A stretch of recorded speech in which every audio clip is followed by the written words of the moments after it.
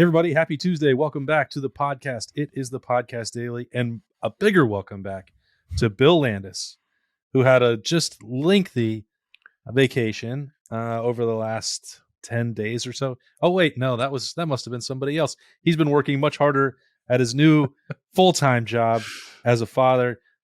Bill, congratulations to the family, and glad to have you back.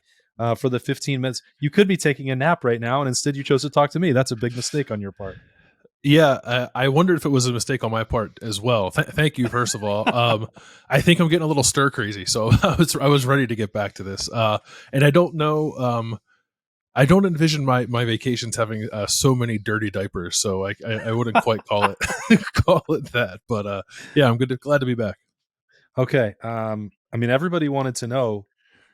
All you told me was how long the baby was, and everyone assumed that you have an offensive lineman. What I don't even know what class of 2039 already on the way. Is that? Yeah, I haven't thought that one through. Actually, maybe that sounds right. But what were the measurables on this young lad? Yeah, so he was 22 inches, which is, I'm told, quite long for a baby. The weight was not quite as big as we expected. We were expecting perhaps closer to a 10-pounder, and he was like 8.5. Okay. But he's now bigger than that.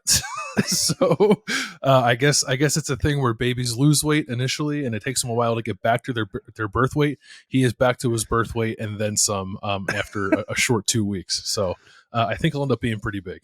So tall and lean. Okay, we've got maybe more Paris Johnson than Dwan Jones. He's got big hands. I'm thinking tight end. He's got long arms. The catch radius is looking pretty good right now. Love that. All right, we'll get that information out to Justin Fry and Keenan Bailey and Ryan Day. I'm sure they'll be very interested in all of that. They are deep in the midst of roster management season, which has been, I don't know the right word, interesting. I think it's gone probably, from my perspective, about as well as Ohio State could have reasonably expected. As you get, I mean, I know you were paying attention all along, but as you get caught back up in what has happened with NFL draft decisions and the transfer portal, from a big picture perspective, how do you evaluate it? I think it went pretty well. Honestly, the only thing that really floored me was Luke Whippler, and I think that surprised you guys as well. You're right. I was keeping track of it and listening to you and Byrne break things down, but in terms of everything that's transpired over the last couple of weeks, the only one that really caught me off guard was Luke's decision to go to the NFL, which in hindsight and with some more time to kind of sit with that, I get, because I don't think it's a particularly strong center draft class. You probably want to strike while that iron's hot. He had a really good season and has really good tape from the Georgia game. So all that adds up to making that decision, and maybe that decision ultimately not being that surprising. But when we were trying to project out, like, what's this going to look like next year, he was always someone that I figured would be back for 2023. So that kind of threw me for a loop. But otherwise, nothing too shocking. Maybe J.K. Johnson, although he went to LSU, like his high school coach is at LSU, I believe. So that's ultimately not that surprising either. And you always worry a little bit too, I think, in this age, like, is your program going to blow up? Is your roster going to blow up with the transfer portal being the way it is? And so far, since that has been the new reality of college football, Ohio State continues to largely avoid that, which is a good thing. So unfortunately, everybody had to listen to me and Burham try and talk about what those offensive line decisions meant when Luke Whippler declared. We knew that Paris Johnson and Dwan Jones were going to all along. And then Matthew Jones kind of flipped it by electing to return. That's significant. When you piece together that front five now, I mean, what do you expect maybe going into spring, and how significant is the Matthew Jones piece of that? It's pretty significant because I think it just buys Ohio State a little bit of time. I think it allows them to be more patient because, he can play guard. Matthew Jones can play guard if you want to keep him there.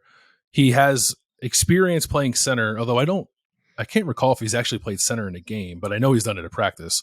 And he's been like that. He's been that emergency guy for them sort of all along.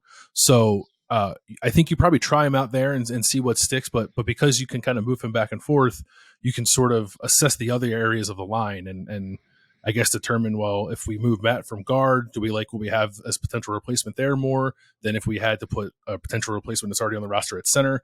So I think they're okay. I would have liked them, or I guess I would have liked to see them land a tackle by this point. But I also if I'm an Ohio State fan, like I never want to see them take a guy just to take one. Just because there's a hole in the roster, we have to take somebody. Let's fill that hole. I don't really care who it is.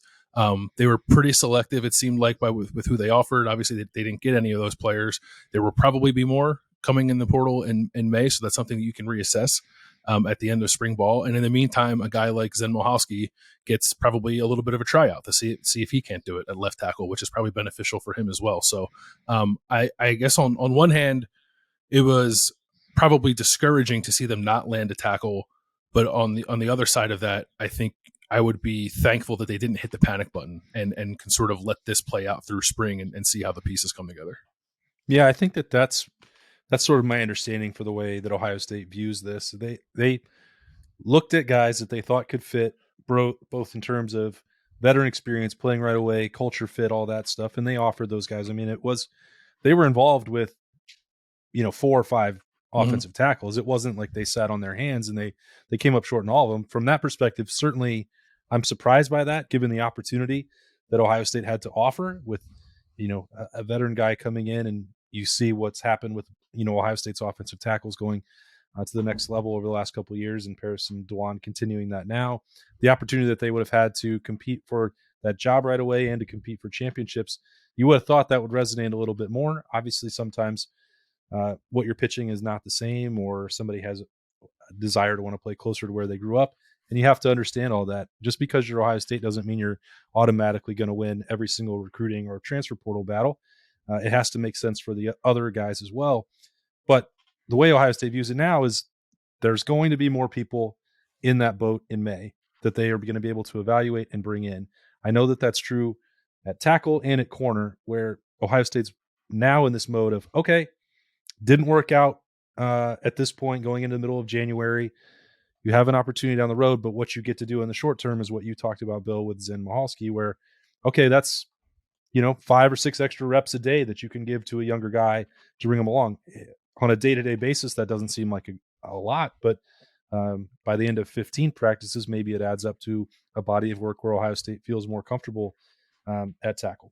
Maybe not. I mean, I think they'll probably take one regardless, but that does help because they're looking at this now as a development window in March and April at those positions where we still think that by May they'd get involved. I think that's what it should be. Like there was a time where I thought that the spring and the spring can be a time where guys can start to gel and build camaraderie that's important for the following fall.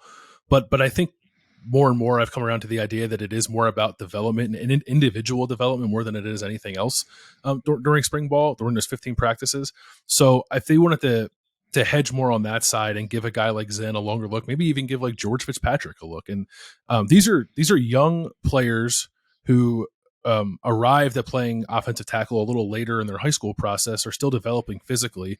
It could very well work out that they're not quite ready for that just yet. And in George's sense, being a guy who's been in the program for what will be 2 years, perfectly acceptable. And even Zen, 3 years into the program, I think that's acceptable too, when you think about how he kind of came out as a prospect. But I also don't think you should sort of cut yourself off from seeing where that goes. So if they didn't land a veteran guy, and again, I think you can rightly criticize them for not doing that, because it is a little surprising giving Ohio State can put out the bat signal and say we need a left tackle and they weren't able to get one is a little weird. Right. But that's not to say they can put out the same signal in May and probably get a much different response as the season draws near. But in the meantime, I think the window to evaluate these young players in your program can be beneficial. And it's probably most important on the offensive line, but it's important across the entire roster. It's just a tackle and cornerback, to your point, I think are the two that probably get highlighted the most in that regard.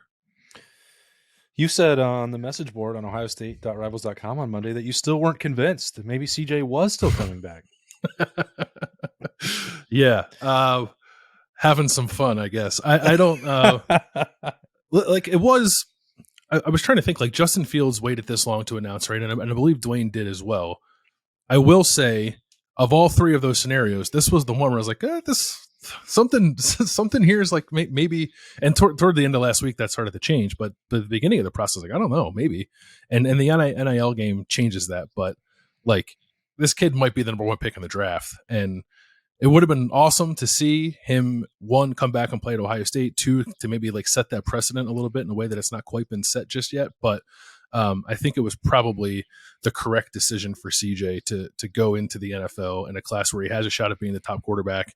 And off of the Georgia film, which is the probably the best quarterback film that anyone's put out the entire season, anyone in this class anyway has put out this entire season. So again, that's a similar. It's not quite the same thing as Luke Whippler, because CJ has been thought of in this regard the entire time, and we all thought this was coming. But maybe had things gone a little differently, maybe that changes the calculus of his thought process. But to play so well and put that out there the way he did against Georgia, probably I would assume anyway was a little bit of a kick in that direction, given that he showed NFL evaluators a lot of things that they were eager to see from him against the best competition he could possibly face.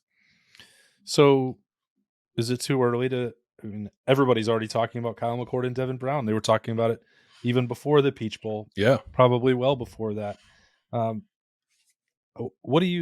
this change anything in your mind? I mean, we have never considered the possibility that CJ Stroud was coming back and what that might mean. People ask me about that and how that would change the battles. Like, well, that hypothetical is ridiculous. It's not going to matter. He's not coming back. What do you think needs to happen as we start looking ahead? I am in the camp that there's no way Ryan Day will name a starter by the end of spring ball, just based on our experience being around him, the previous battles they've had, even when Justin Fields arrived. I think that this is probably going to be in it for the long haul here. I would think so too. Part of that is roster management, ego management, I'm sure, but part of it too, I think it's just is giving yourself the longest runway to find the right guy. Like, why would you? If Ryan Day feels a need to name a starter after spring ball, I suppose he could, but I don't think he will. I think both these players are similarly talented. Kyle's got one more year in the program, obviously, but and that start under his belt from last season and more playing experience.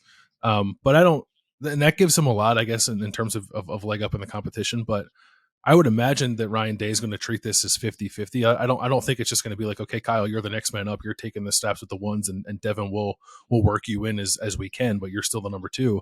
I think you probably split them evenly down the middle in spring and see what shakes out, and then carry that into the summer. Give each of these guys an equal opportunity to kind of grab that by the reins and see where it goes. Why would you hamstring yourself or paint yourself into a corner by trying to name a guy after spring ball, when all that probably does is guarantee one of them leaving sooner than you'd like them to. That's the unfortunate nature of the position. But the track record, he didn't name CJ the starter until 2 weeks before the opener, even when that was very apparent that he was going to be the guy. Didn't name Justin the starter, even though Justin was like the only quarterback in the room for a time. So in this scenario, I would imagine that he lets it play out through all the spring, makes it as 50-50 as possible, and then probably makes that call sometime, I don't know, third week of August. Were any of the other decisions surprising, shocking for you? Cade, Tommy, we talked about Matthew Jones, Mayan Williams. Yeah, no, maybe Matthew Jones a little bit. I could see that going either way, and the injury stuff this past year probably did not allow him to put his best foot forward, no pun intended, for the majority of the season. His best clown shoe forward. So that one, I wasn't quite sure what to make of it, but I wasn't surprised to see that go the way it went. Cade, the same thing. I think Cade's another guy who had a really good start to the year, but then injuries kind of led to his play suffering a little bit, and I think he can help himself quite a bit by coming back for another year. Tommy, I was not sure. He plays so well this year, and he's a guy who I'm not entirely sure how much he can actually raise his draft stock, just given his position and the value that's placed on it in the NFL. Like if he's a third or fourth round pick right now, I tend to think he'd be a third or fourth round pick again next year. And I don't know, maybe that makes you more likely to stay if you know that that's the case and you want to come back to Ohio State and chase a national championship. I won't try to put myself in Tommy's shoes that way, but if we knew that Steele Chambers was coming back and then Cade Stover was coming back, I guess that kind of telegraphed that Tommy would be coming back as well, because it's hard to see that trio doing anything independent of each other. But I think it's tremendous for Ohio State's defense to have Tommy Eichenberg back. It was unfortunate to see the immediate leap be like, oh, well, now what happens with CJ Hicks? It's like, no, CJ Hicks is good. They'll find a place for him to play. And that could be a really fun conversation, I think, over the next couple of weeks of like what that looks like for CJ. I was talking with Berm on Monday when we were doing the Rooster show about maybe they can find a package for CJ where he's doing some of the Jack Leo stuff as a situational pass rusher. Like that could be really fun. Clearly, there's opportunities to get a third or fourth linebacker on the field at times. So like CJ is going to be fine. But in the meantime, Ohio State gets a guy who was one of the best linebackers, maybe the best linebacker in the country last year, back, a captain back, and a guy who's going to set the tone for the entire defense. So like that's tremendous. I don't know why you would view that as anything other than a positive. Yeah, I was wondering what you thought about CJ Hicks in that Jack Leo role. I just don't think that it worked, or maybe ideally suited Jack Sawyer's Yeah. game last year. And I think that somebody more like, I don't know if CJ can play it. I mean, I think he could probably play pretty much any position on defense if you asked him to, within reason. But somebody like him or Caden Curry seem like more natural fits than Jack. And if that means that, you can move him back to, being a pure defensive end, or maybe even 3 technique if you still want to play him at this size. It just doesn't look like he's moving well enough physically. But that's aside from the point. Like, it does feel like there are more options for what that means for the Jack and the Leo because of Tommy coming back. It does, and thinking back at like Jim Knowles' last season at Oklahoma State, they like rotated that position. I think it was like almost down the middle, and one of the guys who played that was a kid named Colin Oliver, who was like he was like an undersized linebacker. He wasn't he was clearly not built like Jack Sawyer, and probably not quite built like CJ Hicks either, but at least closer to a guy like CJ Hicks. So I think that can work. It's a hybrid spot that requires a bit of linebacker, a bit of defensive line. I agree with you that it just didn't seem to suit Jack Sawyer all that well. If I had like my way, I think I'd probably like to see Jack go back down to something like 260 and maybe get back some of that bend and nimbleness that I think made him such a good prospect. He did seem to lose a little bit the bigger he got last offseason. So I'm curious what that portends for him, but I do think there's opportunities with this defense. The one thing about this defense this past season was like it was so rigid in who did what. There just wasn't a lot of opportunity for younger players to do much of anything, or really, frankly, anybody outside of that 11 or 12 to do much of anything, with the exception of the defensive line that rotated. But I'm wondering if, even though you have Steele and Tommy coming back, guys who logged a lot of snaps, if there might be a little bit of a change in the thought process there to continue to get fresh bodies on the field at multiple positions, not just the defensive line, but also help these younger players who are clearly talented carve out a little bit of a niche. All right. Well, if it feels like we were just skimming the surface of the offseason roster management discussion for Ohio State, it's because we are. It's just the first step in this journey. But before we know it, they'll be back on the field for spring ball. That's about 6 weeks away. So we have a lot more in depth. We'll go position by position as we get closer. We'll deal with roster numbers. Bill's going to break down some of the scholarship situation on ohiostate.rivals.com coming forward. So look for that piece of content if you want. And then, I don't know, maybe Berm can jump on with you this week and you guys can talk about basketball, because that seems like a really fun situation. I enjoyed getting to go cover a couple of home games while you were out. Things are going really great over there, but I'll let you two break that down if you want. And I don't know how much anybody wants to talk about that right now on the heels of this losing streak. But yeah, for the dozens of you who are interested, we'll we will do that. It's going great. We can just leave it there for today. This has been the Podcast Daily. It is Tuesday, January 17th. Bill Landis back in the co-pilot seat. Great to have him, and the family being great after a couple weeks learning on the fly over there in the Landis household. But for Bill, I'm Austin. This has been the Podcast Daily. We will talk to you later.